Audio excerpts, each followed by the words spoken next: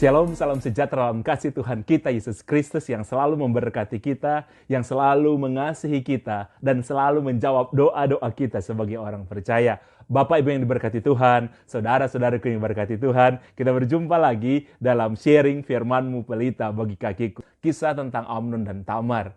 Ketika Amnon, dia jatuh cinta kepada adik yang bernama Tamar dari keluarga Daud, saudara, dia sampai jatuh sakit. Saudara.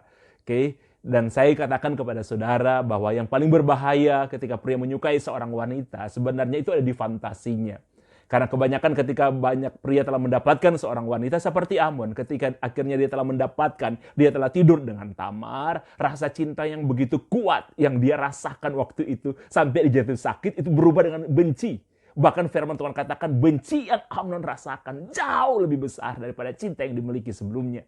Saudara lihat, itu Alkitab ceritakan itu saudara sudah ribuan tahun yang lalu. Dan itu sudah terjadi. Dan sampai hari ini pun terjadi. Karena sifat itu masih ada kepada kita manusia. Amnon jatuh cinta kepada Tamar, tapi lebih ke arah fantasinya. Bukan kasih. Saudara harus bisa membedakan itu. Makanya banyak pernikahan hancur baru berapa tahun. Karena ketika akhirnya kita menikah dengan seseorang, karena lebih ke arah kita fantasinya kita. Hayalannya kita. Makanya selalu saya katakan kepada teman-teman pembinaan zaman dulu, anak-anak pembinaan, anak pemuritan, kalau kamu ingin menikah dengan seorang pria sempurna atau wanita yang sempurna, sesuai dengan fantasi yang kau inginkan, sebaiknya jangan menikah. Karena kalau Anda menikah, melakukan, Anda akan kecewa. Kalau tidak ada perempuan sempurna, tapi ingat juga, tidak ada laki-laki sempurna. Pasangan Anda tidak sempurna, Anda juga tidak sempurna. Pasangan saya tidak sempurna, tapi saya juga tidak sempurna. Firman Tuhan katakan, jadi ini Amnon lebih ke arah tergoda. Jadi cintanya itu, saudara, lebih ke tergoda.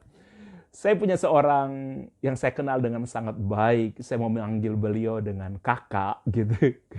Beliau ada dalam hati saya. Beliau dan keluarganya, pekerjaannya, bukan cuma dalam daftar doa saya, tapi ada di hati saya, saudara. Saya mengasihi keluarga itu. Beliau seorang pria yang diberkati, seorang pria yang sukses, seorang pria yang memiliki banyak hal yang luar biasa. Dia punya karisma yang oke. Nah, saudara, kami sering berbincang-bincang, saya kadang suka ketemu dengan beliau. Beliau pernah bilang begini, saudara. Ya, dengan apa yang beliau miliki, saudara. Dengan semua yang beliau miliki, pasti bukan sedikit juga wanita yang menaruh hati kepada beliau. Sekedar dekat dan lain sebagainya. Tapi beliau selalu mengatakan begini kepada saya yang saya suka.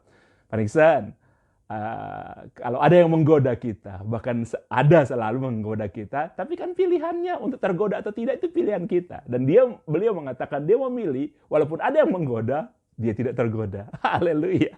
Saya suka dengan kata-kata itu, saudara, sederhana, dan memang seperti itu, saudara. Di sekitar kita bukanlah dunia yang steril. Ada banyak hal yang ditawarkan kepada kita, baik kita mungkin masih sendiri atau kita sudah menikah, ada banyak hal. Tapi pilihan sekali lagi, saudara, seperti saya katakan pada Selasa yang lalu, kita bisa jatuh cinta kepada siapa saja, kapan saja. Tapi bukan berarti, saudara, kalau kita jatuh cinta kepada seseorang, kita harus menikah dengan orang itu, kita harus berhubungan dengan orang itu, kita harus melakukan sesuatu yang spesial dengan orang itu. Tidak, saudara. Jatuh cinta itu normal. Tapi yang bisa mengendalikan semua itu kan kita. Amnon ketika dia jatuh cinta kepada Tamar, dia sangat tergoda. Dan lebih ikuti kata godaan itu. Jadi sekali lagi, saudara, rasa fantasinya, sekali lagi yang berbahaya dari seorang pria itu fantasinya. Fantasinya tentang Tamar, mungkin keadaannya, kemolekannya Tamar, itu lebih besar fantasinya, lebih dominan fantasinya kepada Tamar daripada kasihnya kepada Tamar. Kalau kita mengasihi pasangan kita, saudara, akhirnya kita menikah, saudara, kalau kita rasa kasih, tetap fantasi itu ada kepada seorang pria, ya kan? Tetapi kalau kita mengasihi pasangan kita, istri kita lebih besar dari fantasi kita akan bertahan dalam pernikahan. Kita akan mengasihi istri kita akan melihat dia, dan kita akan memuji selalu dia. Saya selalu, saudara, ketika saya melihat istri saya selalu memuji dia, saudara, luar biasa. Nah, saudara yang diberkati Tuhan, nah di sini, saudara, Amnon punya seorang sahabat yang bernama Abinadab. Itu Abinadab ini dengan Amnon ini bersaudara. Jadi gini, Abinadab ini, saudara, papanya adalah kakaknya Daud. Ya, papanya adalah kakaknya Daud, berarti pamannya dari Amnon ini. Nah, ketika Amnon sedang sakit seperti itu, datanglah Abinadab kepada Samuel. Amnon, dia bertanya, apa yang kamu rasakan kok kamu sampai sakit? Dia bilang, aku jatuh cinta kepada Tamar.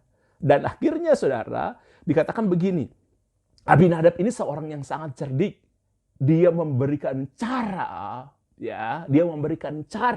bagaimana supaya Amnon bisa mendapatkan Tamar. Dan akhirnya itu terjadi, saudara. Strategi yang disusun memang itu terjadi, dan akhirnya Amnon bisa meniduri Tamar. Saudara, satu hal yang saya ingin katakan kepada saudara dari kisah ini, kita belajar dari kisah ini, berhati-hatilah apabila saudara punya seorang penasehat. Berhati-hatilah dengan sahabat di sekitar saudara. Karena ada sahabat yang memberikan nasihat yang benar kepada saudara, tapi ada sahabat yang memberikan nasihat yang menjerumuskan kepada saudara. Yang hanya menyenangkan ketika saudara mungkin akan berbuat sesuatu yang salah, saudara didukung. Carilah sahabat yang mengatakan kepada saudara sesuatu yang benar. Oke, orang-orang di sekitar saudara yang bisa mengatakan kepada saudara yang benar. Benar itu kadang-kadang menyenangkan, kadang-kadang juga tidak menyenangkan. Oke, itu yang namanya yang benar. Carilah orang yang bisa memberikan nasihat firman Tuhan kepada saudara.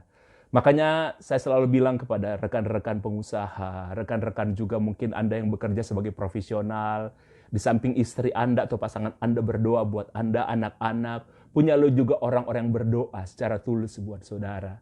Punyalah orang-orang yang secara khusus berdoa buat saudara. Saya sangat merasa terbantukan sekali, saudara, ketika saya memiliki keluarga. Ketika saya memiliki istri, saya tahu istri saya berdoa buat saya. Saya punya 4 juga orang pendoa. Dulu 5, kemudian yang oma yang 1 sudah meninggal. Tapi saya masih punya 4 orang pendoa yang selalu berdoa. Dan saya tahu dampaknya itu lain, saudara. Mereka kalau memberikan nasihat kepada saya, kadang-kadang nggak menyenangkan. Mereka strike hajar saya, saudara. Tapi banyak juga yang menyenangkan, yang mereka berikan nasihat kepada saya. Demikian pun istri saya. Istri saya kadang-kadang apa yang dia nasihatkan kadang-kadang nggak enak didengar telinga, tapi itu benar. Jadi, saudara, tapi bukan berarti kebenaran itu selalu nggak bikin enak. Kebenaran itu, saudara, kadang enak, kadang enggak. Tapi kalau saudara melakukan kebenaran, firman-Mu pelita bagi kakiku, terang bagi jalanku, saudara, memberikan arahan kepada saudara, saudara akan di jalan yang benar, bukan di jalan yang salah. Amin. Baik, Bapak Ibu yang diberkati Tuhan. Kemudian akhirnya saudara, khayalan Amnon terbayar, dia bisa diri Tamar, dan rasa bencinya itu besar sekali terhadap Tamar.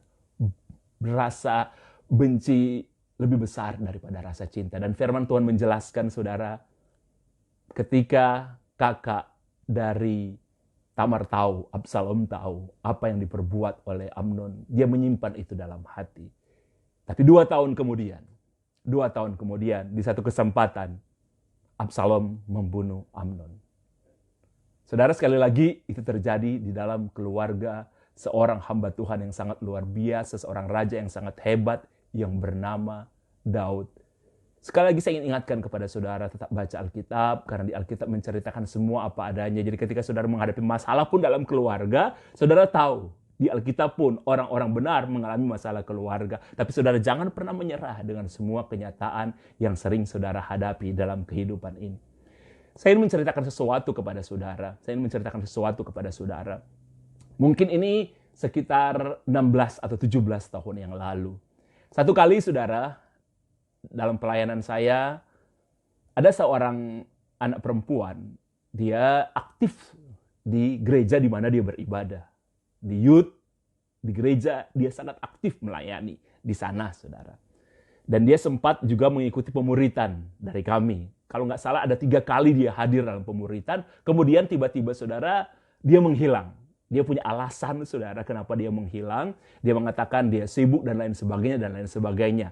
Oke? Dari gereja pun, dari pelayanan pun, di mana di gereja dia ada, dia mulai mundur dengan alasan seperti itu, saudara. Dan kami tidak pernah melarang orang untuk mengatakan sibuk. Kami cuma ingatkan, karena saudara, gereja, pembinaan, firman Tuhan, oke? Kami, saudara, hamba-hamba Tuhan, saya selalu katakan kepada anak-anak itu, firman Tuhan, kalau kita ini diibaratkan sebagai domba, Firman Tuhan itu hanya pagar bagi kita. Oke? Jadi kita itu hanya membuat pagar buat kalian. Kalau selama domba-domba itu ada dalam pagar, dia terlindungi dengan aman. Tapi saudara, kalau domba itu keluar dari pagar, ada problem yang akan domba itu hadapi. Oke? Demikian pun dengan Yesus. Yesus selalu menggambarkan, akulah gembala yang baik. Dan firman Tuhan berapa kali menceritakan ada domba yang hilang. Dari semua ratusan domba yang digembalakan, ada domba yang hilang. Tapi Yesus selalu mengatakan, gembala yang baik akan mencari domba. Tapi kan kadang-kadang butuh waktu. Nggak tahu domba itu menyesatkan dirinya kemana. Kan butuh waktu gembala untuk mencari. Demikian, tapi gembala selalu akan mencari. Firman Tuhan katakan, Yesus selalu akan mencari saudara. Tapi manusia, satu-satunya makhluk hidup yang diciptakan oleh Tuhan yang memiliki kehendak bebas. Dan Tuhan sudah komitmen dengan itu dari awal. Dan Tuhan menghargai itu. Tuhan tidak pernah paksa saudara dengan kehendak bebas dari saya dan saudara. Dan anak ini menghilang saudara. Dia menghilang dari pelayanan ke gereja masih, tapi jarang-jarang. Dengan kami pun dia jarang kontak. Ada sekitar 1 tahun lebih sedikit saudara. Satu kali anak itu mencari saya. Dan akhirnya dia ketemu dengan saya. Wajahnya udah berubah lain. Dan ketika saya melihat anak itu, saudara, saya tahu anak ini dalam problem. Ketika dia menghadap saya, dia nangis, saya langsung tembak dia. Kamu hamil? Dia kaget sama. Dia bilang gini, loh, kok kakak tahu? Kakak tahu? Tuhan bicara sama kakak? Enggak. Kadang-kadang orang pikir karena Tuhan berbicara, saya bilang enggak. Berapa tahun saya melayani orang? Berapa tahun saya melayani anak-anak muda seperti kamu? Dan secara naluri kami udah bisa membaca kadang-kadang. Anda kalau ada di satu bidang sudah, dan saudara tekuni bertahun-tahun, tanpa pun orang itu ngomong, kadang-kadang anak udah bisa membacanya. Dan saya udah bisa baca, oh anak ini hamil. Kamu hamil? Iya. Terus, bagaimana? Siapa? Dia cerita sama saya, Kak, saya mundur dari gereja, saya mundur dari pelayanan, saya keluar dari pemuritan, karena saya mengenal seseorang. Jadi, dia kenal dengan pria ini, ada sebuah event, ada sebuah acara, dan dia kenal. Dia jatuh cinta dengan pria itu. Pria itu berada bukan dari kota Surabaya, dari kota lain, tapi setiap weekend, akhir pekan, bahkan di tengah-tengah minggu, pria itu suka datang ke Surabaya menemui dia. Dia tidak cek latar belakang pria itu dan lain sebagainya, karena cinta kadang-kadang seperti Absalom itu membutakan semuanya. Dia jatuh cinta dengan pria ini, dan mereka hubungan, dan pria ini membawa dia, saudara, untuk tidak dekat dengan Tuhan. Oke, karena dia datang biasanya akhir pekan, mereka keluar, mereka pergi, nonton, makan, dan lain sebagainya. Dan pria itu membawa dia jauh dari Tuhan. Selalu saya ingatkan kepada saudara, apapun di dunia ini yang menjauhkan saudara dari Tuhan, itu hal yang berbahaya. Sekali lagi dengar dengan baik ya, apapun di dunia ini yang menjauhkan saudara dari Tuhan, yang menjauhkan saudara dari gereja, yang menjauhkan saudara dari hal-hal yang rohani, itu berbahaya, saudara. Itu sangat-sangat berbahaya, apapun itu. Dan itu sudah saya lihat, saudara, dalam kehidupan saya. Bahkan ketika saya melayani youth, ketika saya melayani orang-orang di marketplace, saya melayani keluarga muda, apapun itu. Yang menjauhkan saudara dari Tuhan. Karena kita ini ciptaan Tuhan, yang bisa tahu kita sepenuhnya itu Tuhan. Apapun yang menjauhkan kita dari Tuhan, itu berbahaya. Dan itu pada akhirnya, ujungnya tidak akan baik. Saudara, cewek ini hamil dan dia mengajak saya untuk bisa bertemu dengan keluarganya. Saya bilang sama dia, enggak bisa. Dia bilang, saya dengan Kak Nixon aja. Saya bilang, nggak bisa. Nanti belum apa-apa saya ngomong, nanti dipikir saya lagi yang mengambil kamu. Iya, mereka cerita kamu hamil, saya udah ditonjok, udah dipukul semuanya. Kemudian saudara ketahuan, oh bukan saya, ya gimana? Tuh, ya. Tapi mereka minta maaf sama Kak Nixon. Sorry ya Pak Nixon, ya salah mengerti. Tapi sudah benjol duluan. Kalau kita disakiti orang, kemudian orang minta maaf itu bisa, saudara, menyembuhkan luka hati kita. Tapi kalau kita udah ditonjok sama orang karena salah mengerti dan minta maaf, saudara, kata maaf itu tidak akan menurunkan, saudara, benjol di wajah kita. Baik, Selasa depan kita akan lanjutkan. Tuhan memberkati kita semua, tetap semangat, tetap percaya, Tuhan itu baik. Haleluya, puji Tuhan. Amin. Yes.